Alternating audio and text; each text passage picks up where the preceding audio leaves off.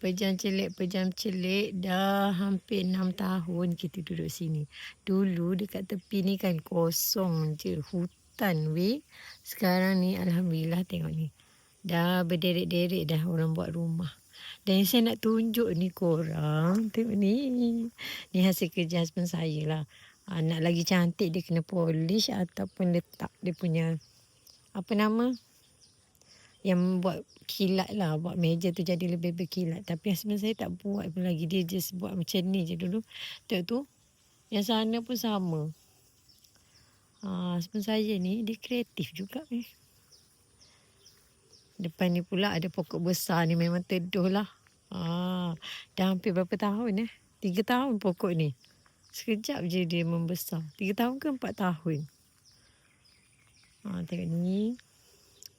So korang, tempat ni saya rasa macam dengan jiwa saya lah, dia macam tenang, tak sibuk dengan bunyi kereta yang busy tu kan. Walaupun duduk dekat parker ni, saya duduk kat parker.